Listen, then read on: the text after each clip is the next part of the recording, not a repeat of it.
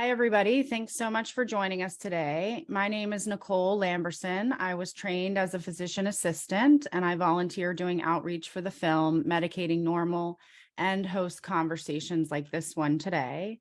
Our guest today is Bob Schwartz. He's a drug impairment expert and survivor of a near fatal psychotropic medication adverse event, which inspired him to start a mission-based 501c3 called A Better Bob, where he's the executive director.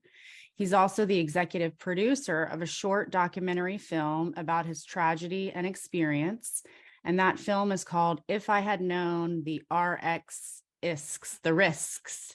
So before we get started introducing Bob, I'm going to just play the short trailer to his film for everybody. These drugs are very dangerous. They're mind-altering. The medical term for Bob's condition is medication-induced psychotic disorder. I can't be the only person that's gone through this. I can't be. If I had gone through something like that myself, I would have expected to be examined and properly diagnosed and properly treated by those who were responsible for me being in that state of mind. It wasn't even shown all the time by crying. Sometimes it was shown by the efforts he made not to cry. But you could still see the pain. It was most sad, really, about Bob's story was the way the medical practice really failed him. I believe that there is a silent universe of other cases like Bob's that exist. People have not come forward or not felt that that they had a voice or that there was a sympathetic ear. As a country, we have been through this too many times. Whether it's an elementary school in Newton or a shopping mall in Oregon or a temple in Wisconsin or a street corner in Chicago, these neighborhoods are our neighborhoods and these children are our children. Drugging children with them not knowing. Do you know Ritalin? Do you know now that Ritalin is a street drug?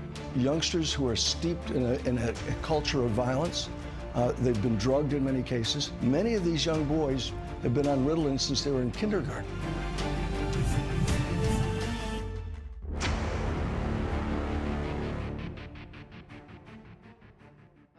Welcome, Bob. How are you today? Good, Nicole. Thank you so much for having me. Yeah, sure. Is there anything in your introduction that I, left out or that you wanted to add? No, what you did was perfect. It was really great. That's RxISKS.com, and that's spelled RxISKS.com. And it again goes through the. It also houses the 30-minute documentary movie about the tragedy of a toxic prescription that happened to me 19 years ago, and how it plays a role in today's society. Yeah, so we'll put a link to the trailer and to the film in the box below for anybody who wants to watch it. I guess to get started, for those who haven't seen your film and who don't know you, maybe let's start at the beginning where you can tell us your prescribed harm story. Why were you prescribed, when, and what for? Gotcha. Yeah. The story started 19 years ago. Very successful executive here in Atlanta. Married, two beautiful children, and basically I was going through a lot of back pain at the time. In March of 2004, I went to see my doctor in regards to the back pain, and in the course of that conversation, I was having some focusing issue at the time. Hindsight being 2020 now, I realize a lot of that could have been caused by my back pain. But in the just the last 10 minutes of that conversation with the doctor, he looked at me and said, well, that could be some ADHD problems that you might be having. He said, why don't we try some ADHD medicine? Very good fiduciary relationship where I had my doctor, almost a personal friend. I used to sit down, we used to talk about our families during my physical. And in the course of that, wrapping up that appointment, he gave me a prescription for a drug called Concerta. didn't know much about the drug at the time, asked me what my weight was, and I gave him my weight, and he started me at that drug at 54 milligrams. And I was on the drug for 5 days, and life was never the same after that. I suffered a full-blown psychosis. For anybody that wants to know or wants to visualize what a psychosis is, it's very similar to the movie A Beautiful Mind with Russell Crowe.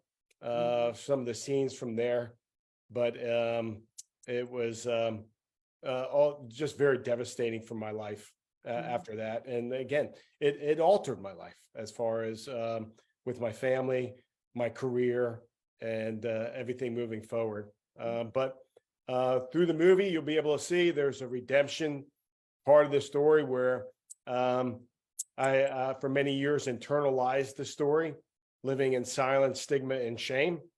But through this documentary, going unconventional, I've decided to share this story with everybody, and start telling this story with truth, transparency, and trust. So for anybody watching who doesn't know, what is Concerta?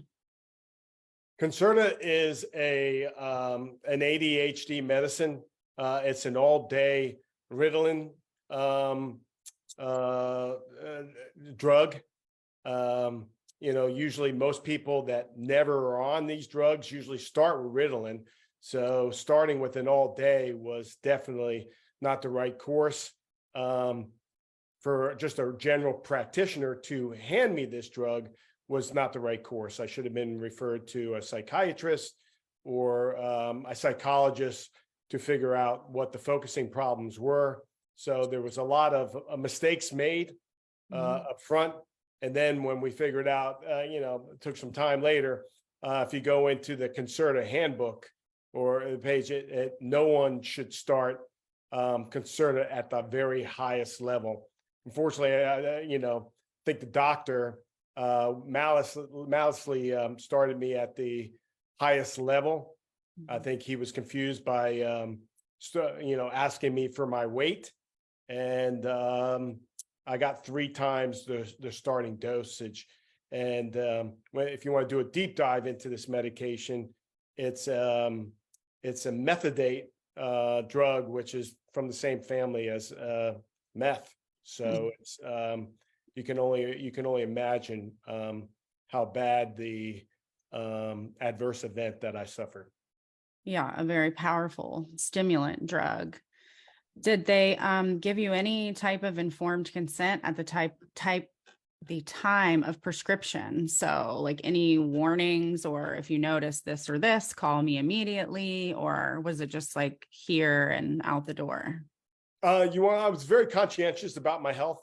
So when the doctor prescribed me that drug, I always ask what are the side effects I'm going to feel. And he said that my appetite should might be suppressed, and that was the only warning I ever got on the drug. Okay. So you took it for how long in total? It was 5 days. Okay. 5 days, and on the 6th day, I suffered a complete psychosis. And then what did you think at the time was happening to you? Did you immediately connect the dots and say, this is definitely the drug, or what was your thinking at the time? Well, my thinking was that I was overwhelmed with paranoia. It was an acute psychosis. So I thought that people were after me. I thought people were going to harm me. And I was in my office, and I immediately went down the 9 flights of stairs and grabbed my overcoat, and then went out the revolving doors. And when I got outside the revolving doors, it was kind of interesting. I stopped, and being a confident executive at the time, I was just like, what's going on with me? Why did I just do that? And I found out later I was slipping in and out of consciousness at that time, and I was basically at that moment when I stopped, I was witnessing my own mind. Mm-hmm. And so how long did that psychosis and stuff last after you stopped taking the medication? Basically it altered my thinking. So I was left with just 24/7 state of paranoia. There was very much I suffered paranoia for a very long time. In the beginning stages, I was still going back and forth, but eventually, I slipped into, just a very bad state of mind, and it was, again, life altering. Yeah. And I think I read somewhere or saw in the film that you had a seizure as well. Is that true? You want to know what that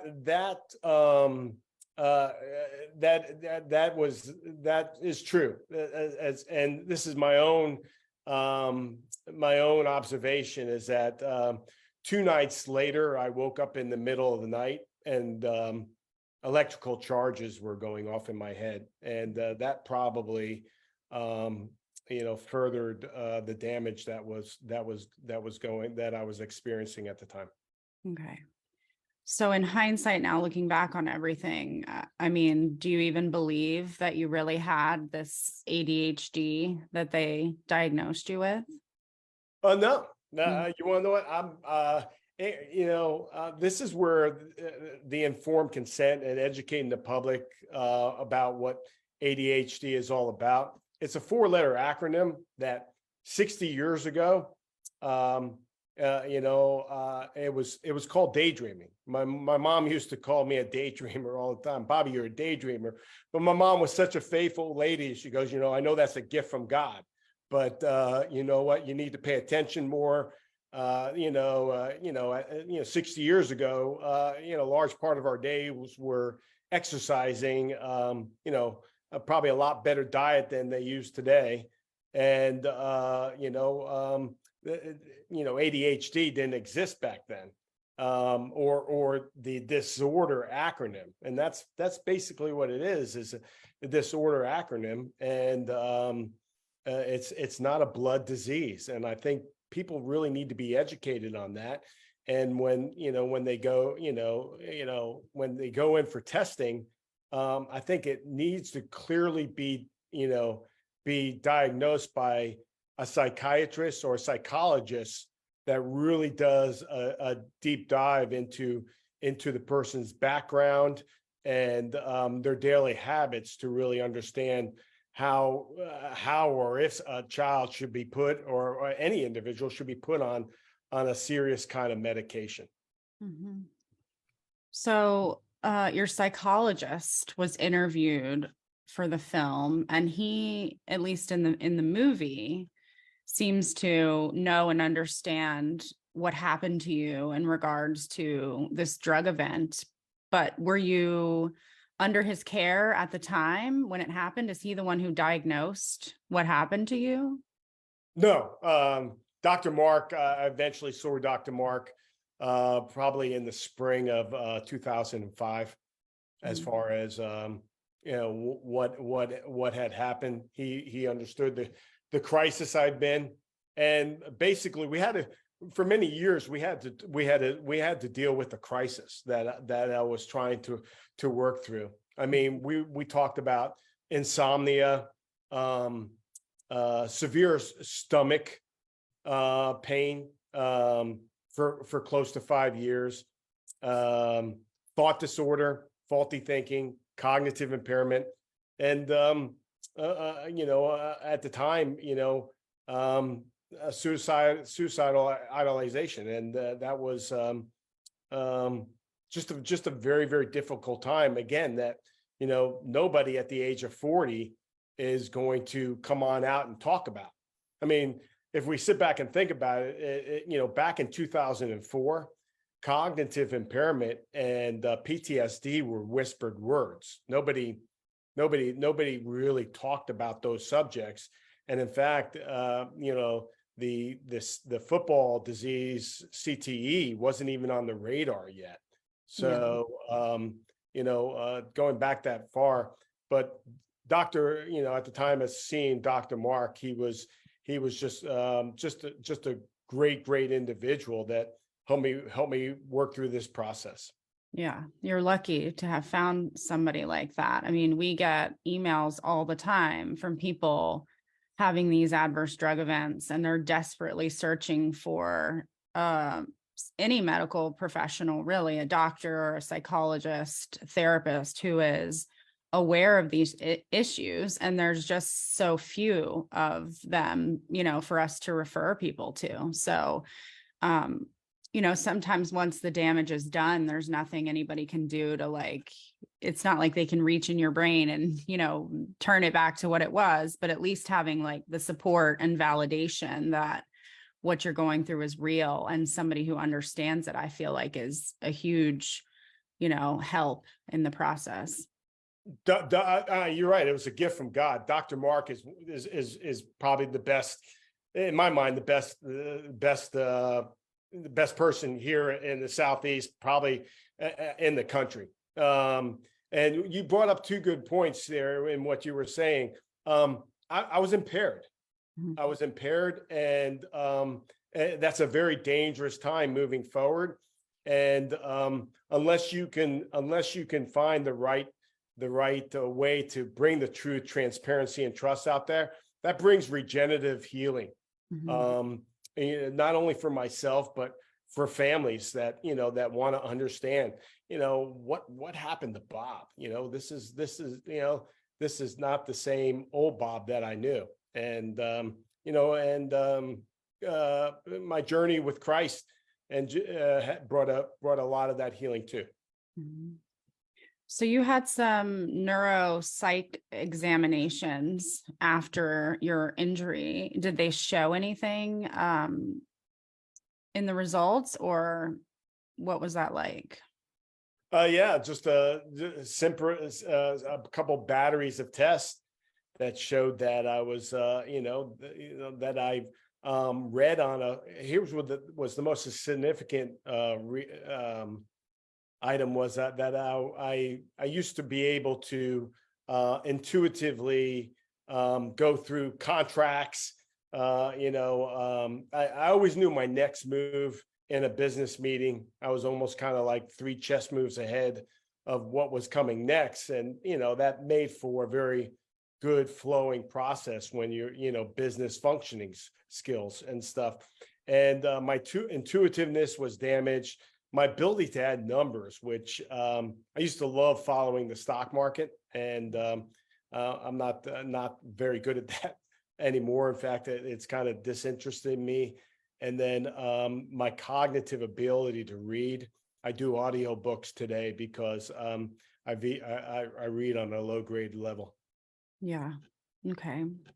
So the film talks about around 2005, some reports about Concerta started to come out, and you took those reports to your doctor, I guess, trying to convince the physician that the Concerta had done something to you.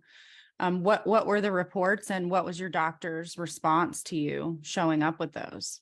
Sure. I think it's, if people want to find it, it's a Wall Street Journal article from June 29th, 2005.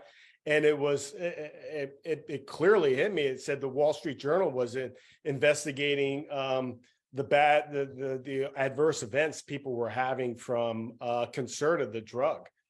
And I was, when I looked at this, it was just, all the alarms went off as far as, oh my gosh, this is amazing. So I started reading into it, and there was congressional hearings on this drug. And if people want to go back and read that article, it's amazing that we could have really taken action in this country to really look at this drug very carefully. And when I read this article and I approached my doctor in August of 2005, and I said that, can you please help me? I'm trying to understand what happened to me. And here's this article. We were sitting down at a table, and he got up and walked away. Got up, walked away. was kind of shocked. Again, I was just, mystified that it felt very abandoned like, and then called me the next day and told me I was no longer his patient, and you need you no longer his patient. And then was very troubling. He said, "If you make trouble for me, I will sue you for slander." Wow. Wow. That seems to be I didn't get the threat in my experience, but I got the same. I showed up with a bunch of paperwork and journals and stuff saying, I don't think you're supposed to keep people on benzodiazepines long term. And I think I'm in benzodiazepine withdrawal. And I got a letter in the mail 2 days later saying I was fired as a patient and goodbye. So, and that's so gut wrenching. It's such an abandonment feeling, and it was very much a low moment in helplessness. Yeah. Especially when you're suffering so badly and just trying to find support and make sense of what's going on. And then the medical community, seemingly just turns on you. It's like, well, now who do I go to? Well, I got threatened, and, he threatened an impaired individual. That was very unethical. Yeah. So do has the FDA acted on Concerta since? Are there any black box warnings or anything like that?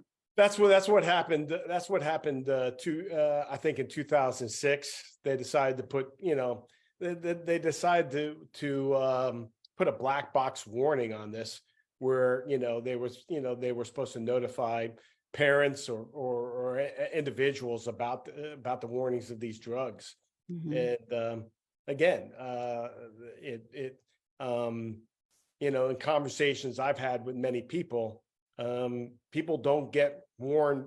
People don't even understand the black box warnings. They just said, no one ever mentioned the black box warnings to me. So it's kind of one of those stamps. It's a stamp, and whether you see it or not, it's not really explained to you. That's why I think it's important that as in society that we move to a more signature informed consent of the dangers if we decide to move forward or continue using these drugs. You mean like written? People have to read something and sign that they read it. Exactly. Yeah. Okay. So you said in the film and here talking today that you feel like the most hurtful loss from all of this was your family, and that your children, didn't look at you the same. What happened? I mean, do you feel like they didn't understand? Is that still the case now? Have you had a chance to try to educate them? Right. Yeah. In dealing with the children, I try to stay as private as I can still, but we got to remember that my son at the time was 4 and my daughter was 7 at the time, and their dad did a 180. I mean, as I explained in the film, we just had the most unbelievable utopia life as far as coming home. I could hardly wait to get home the second half of my day and just get together with these kids, and just a lot of laughter in the household, just a lot of joy, laughter, and we were living our best lives. And then this tragedy happened. And then what was so difficult about this whole process is that I was trying to fix this thing in real time. So no one had to suffer. That's what insurance is all about. And unfortunately, it was more of I feel a cover-up situation for many years. And the relationship I have with the kids today is cordial, but damaged, and we're working with it as far as bringing that regenerative healing and under repair. Yeah. And you lost your marriage from all of this too, right? I mean, yeah. I did. And that was very hurtful. Yeah, I'm so sorry. You have a lot of siblings. Did you have any support from them, or what about like close friends? I mean, were you able to explain your situation to anyone in your life and have them like really wrap their heads around what had happened and then support you through it? Right. Again, we're going all the way back to 2004.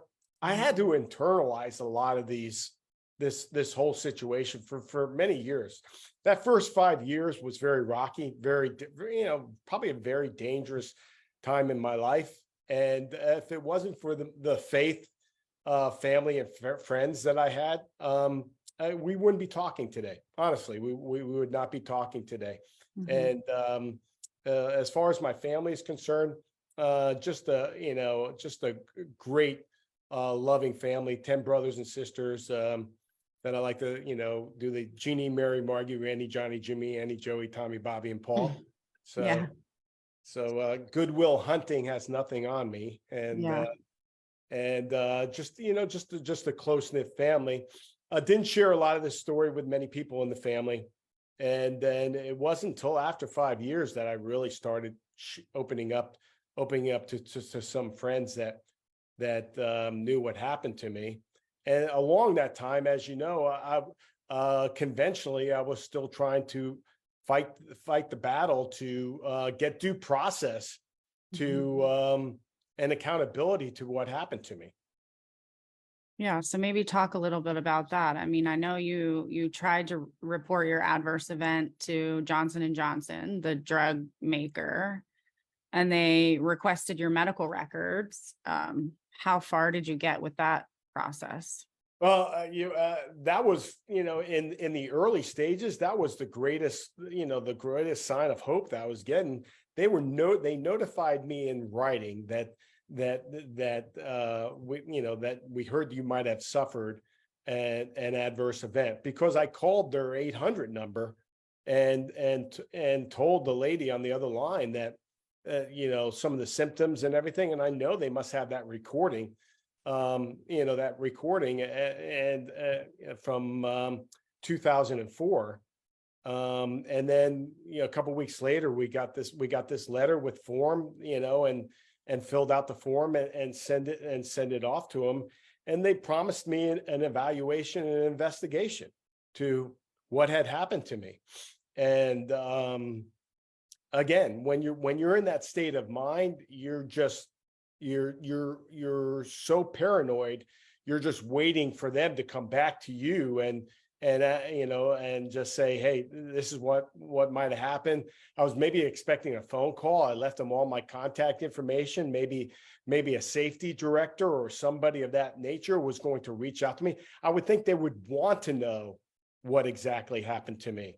That never happened. That never happened. And we didn't find out until 14 years later, after just a very bad period in my life where I pretty much had a major relapse in 2017.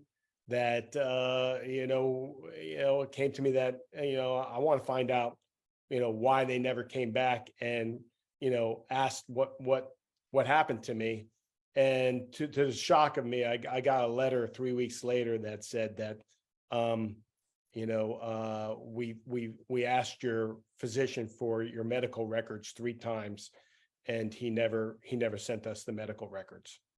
And that's the same doctor who threatened you. The same doctor. And that just another sinking feeling, that helpless feeling that I had there, that back in 2004 we could have addressed the problem in real time, and that never happened. And it almost makes you speculate that the drug maker and maybe the doctor were colluding together as far as not providing me help. Yeah. So there was also like some senator or something, Grassley, who was speaking out about some of these issues with medications, and you tried to reach out to him too? Yeah, in early stages, he was head of a regulatory commission that was investigating the dangers of ADHD medicine. Mhm. And in fact, some of his writings, they said it was disjointed and slow as far as trying to find out information. And then, I reached out to one of his staffers at the time in regards to, hey, I got some very important information I need to share with you. I need help. This was 2009, again, within that 5-year window period. And I found the courage to reach out to his organization and ask for some help. And what's interesting is I got a 1-word reply back from his staffer that said received. And I never heard back from them again. And again, being as paranoid as I was in the situation, to get no phone call or any kind of other follow-up information, it was almost kind of like, man, did I take the right action here and stuff? So it was a very difficult time. Yeah. Did you ever consider like getting a lawyer and trying to sue or anything like that? Many times. Mhm. Many times. And what was interesting was going through the whole story, and then providing them all the research, all the documents and everything with this follow-up. They one of the most hurtful situations was I went to the Georgia Medical Board to report the doctor, and the lead investigator was very helpful at first, and I think they identified it as an overdose, and then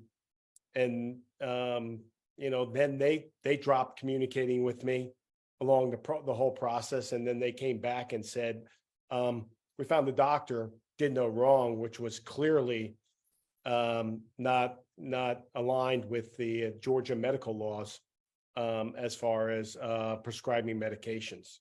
So, and I appealed that decision 3 times, Mhm. and each time they came back and said, this matter's closed.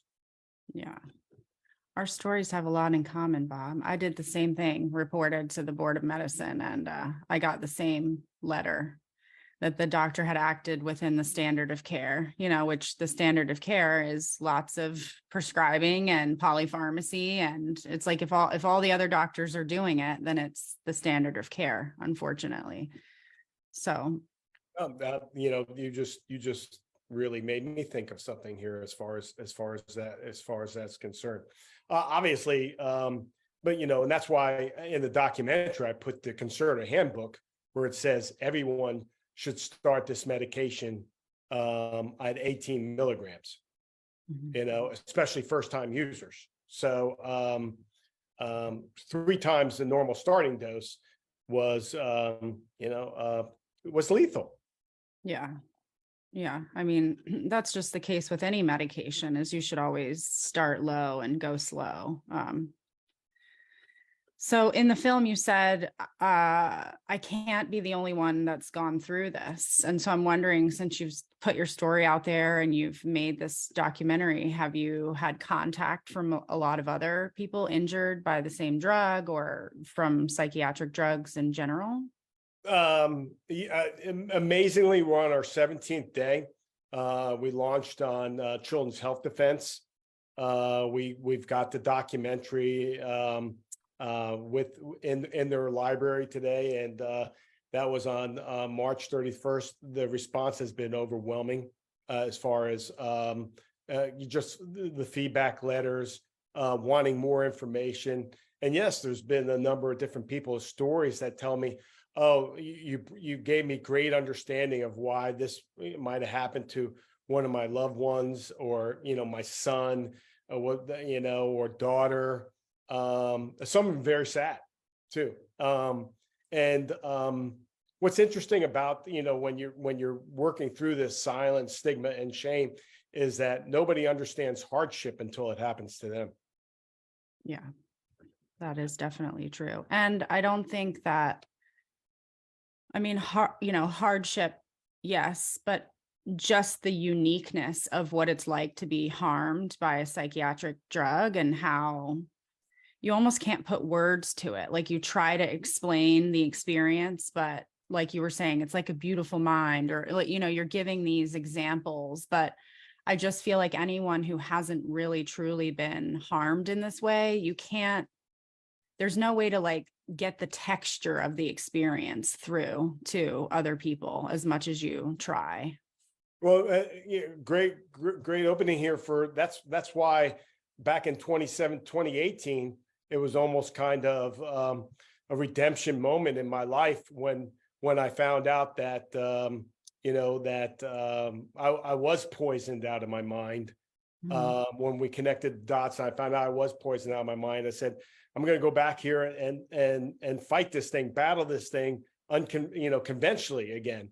And when they shut the doors on me, I just said, the only way I can educate people on what happened to me is do a 30-minute documentary by an Emmy award-winning director, Jose Acosta, who did marvelous work as far as trying to put, the reenactments and everything together as far as what might have happened to me. Same as Medicating Normal and what Wendy did in that documentary. Yeah. So basically you decided to make the documentary so that you could educate the public. What was it like? I mean, did you have to raise a whole bunch of money to have it done, or was there already some funding available? You want to know what? It was all self-done. Again, I wanted to go unconventional. It was a very spiritual experience at the time, because we did this through the whole COVID lockdown. Oh, wow. So we got together, and I got a lot of the people in the documentary, call them the Magnificent Seven, Father, a lot of the people in the documentary, as far as the help, love, and support that they brought as far as bringing this story all together. And I hope it's my great hope and prayer that it's rewarding for people out there. Yeah. And bringing understanding. Yeah. So I guess I want to know how you're doing now. You mentioned something a minute ago about like you had some sort of a relapse or a setback in 2017. So I'm wondering if you can describe that a little bit more, and how, what your symptoms are like today. Yes. Well, up to about 2017, I had gone through about 14 different jobs. And, considering I was on my second job at 40, when this whole experience happened to me, I just knew that I just was at a very, very low moment in my life, and it was I had to dive down deep into how I was going to fix things moving forward. And that's part of the redemption story. I had great family and love and support from sisters up in Greensboro, North Carolina. And I moved back to North Carolina for just 1 year, exactly 1 year. And in the course of that time, I went back to the basics. I got a job at a local hardware company. And, I decided to, I had to reinvent myself, and spiritually, I was at a very low moment. And it wasn't until I got a phone call from a psychiatrist friend that I was dealing with, who had gone to a meeting and found out through this meeting that I was basically poisoned out of my mind, that it was almost kind of the regenerative moment I had in life to go back to Atlanta and again fight this battle of fighting this thing conventionally. And then there was a lot of disappointing moments at that moment, especially with the Georgia Medical Board, that they didn't want to reopen up the investigation. That I said the only way I'm going to be able to to really help society out is to do this documentary film. And that, again, this has been regenerative healing for me as far as going down this path and starting this 501c3, a Better Bob Incorporated. And I was a bitter man for a long time because I was internalizing a lot of the silent stigma and shame feelings. And it wasn't until I decided to share with everybody and take that E from everybody that I decided to be a better Bob in my journey going forward. Yeah. So it sounds like you were plagued emotionally a lot by what had happened to you and like this desire for, justice and exposure of this issue. But what about like physically and mentally, like symptom wise? Do you still suffer from the toxic effects of the drugs now? Or do you feel like you're,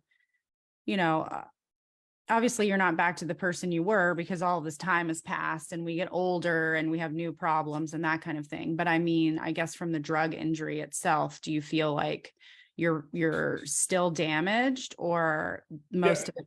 Yeah. I suffer every day from cognitive impairment, and diet, exercise, and sleep is the most important thing for me on that. Yeah. I can have good days and bad days.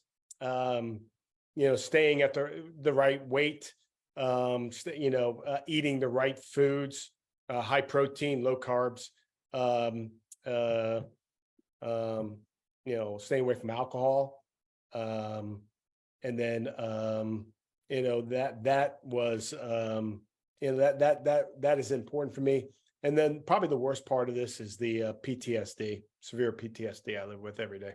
Can you expand upon that a little bit? What does it feel like? What do you battle with? It's, just the moments. It would have been better if we had fixed this thing in real time and better understanding that this wasn't my fault. This wasn't my fault. And, just along the way, the people, the abandonment, the gross negligence, the crimes against humanity, and the people's jobs that there was to help me along the way and protect me and my family, and their failure creates rageful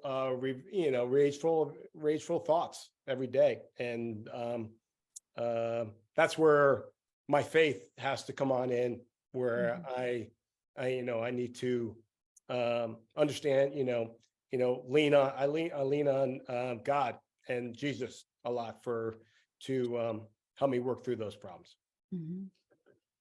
So let's talk about your nonprofit, A Better Bob. What was your mission behind making it, and what does it do, or what purpose does it serve exactly? Well, again, the main mission from the 501c3 mission-based organization is to bring caution, awareness, and accountability. It's awareness, caution, and accountability to the psychotropic drug industry. And through telling my story, I want to work on all three of those aspects. I want to, let people see that, informed consent, addressing the situation and giving people better understanding that these drugs are dangerous, and that people need to be aware of the adverse events or side effects that can happen with these drugs, and that you might be altering your child's path that God might have for that child. Especially and the main focus is mostly on the children. We're at epidemic levels right now of these psychotropic drugs after the pandemic. And just like medicating normal, we need to bring better awareness so people understand and make it better informed decisions. Yeah. So you said the film is just recently released. What are your plans for it? Are you going to do, a bunch of public screenings and discussions, or? Yeah, we have a number of different, just in 2 weeks, we just had a number of people reaching out saying they would love to see the film here, show the film there. And then what we want to do is again, the feedback's been phenomenal. And, there's talks within our organization and the team to, bring like this is a risk 1, maybe a risk 2. And let them understand, bring better understanding to, some of the dangers in telling other people's stories, similar to what you did with medicating normal. Mm-hmm. And, people can go online if people haven't seen the documentary movie, the documentary series movie from Hulu, Dope Sick, which is, just kind of that same kind of educational experience. And again, the movie Medicating Normal is phenomenal. I mean, David's story talks a lot about the ADHD medicine. I met Angie last 2 months ago, a beautiful person. Mm-hmm. And then watching some of the clips from that movie, Ivan the pharmacist really goes through a lot, an explanation as far as a lot of dangers of these psychotropic drugs or medication. Yeah. So, I guess I've met a lot of people in this over the years that I've been in the communities of people harmed by these drugs. And I wonder, I guess, like from showing or from telling your story publicly, because a lot of people choose not to, they don't want to put their story out there. They just want to get through it and sort of walk away and get back to life. And then there's the people who it sort of becomes their mission to, put their story out there for whatever motivation and purpose they have. So I'm just wondering, like, what do you hope your story serves to do for people? Yeah, and that's the accountability part of the 501c3 mission here, is to bring that caution and awareness to leaders in our country today, and make it forefront, and understand that this is an impairment problem that we're dealing with in our country today, and impairment's a very important word. If you go back 40 years ago. We have a problem with drunk driving, and people would get behind the automobile impaired, and they would go out and kill people, in automobiles. Mm-hmm. And our government took the right approach, and they dealt with the awareness, by letting them know the alcohol industry was causing a lot of the impairment. I think the same situation needs to happen here today, as far as letting people know that that these are dangerous drugs, and that or medication, and that they can cause impairment. Mm-hmm. We have a question from the audience. Somebody wants to know, what made you overcome the silence, stigma, and shame? How did you manage to overcome these? God, without a doubt. Because every time in my life where I thought I hit a stopping point where it's just kind of like, man, this is not going to end well for me, and stuff, like a big offensive tackle. God just came across and, blocked a new path for me to go down. And he said, keep carrying the ball, Bob. Okay. I think that is our last question here. Let me just check. Yep. So we're going to link the trailer to Bob's film, If I Had Known the Risks. We're going to link the full documentary, and then the website for his 501c3 and the film. I guess before we close, Bob, is there anything that I haven't asked you that you want to share, or any closing thoughts with people? First off, to the whole group at Medicating Normal, thank you so much for having me here today. Mm-hmm. This has been a journey, and I want to continue. Again, telling the story and spreading the truth, transparency, and trust. And hoping that, people that are suffering out there find that regenerative healing, with loved ones. And it will make the path a whole lot easier as far as moving forward. Yeah. Okay. Well, thanks everybody for joining us for this live discussion. If you haven't seen Medicating Normal yet, you can go to medicatingnormal.com/watch for the many ways you can view it. Again, we'll link the full documentary of Bob's film, If I Had Known the Risks, below for you to watch as well. You can check our events tab on the Facebook page to see more scheduled upcoming interviews like this one. And if you would like to support the film's outreach efforts with a donation, you can do so at medicatingnormal.com/donate. But thanks again, Bob, for joining us today. And thanks everybody for tuning in, and take care. Have a Thank good you, day. Nicole. Godspeed. All right. Take care. Bye.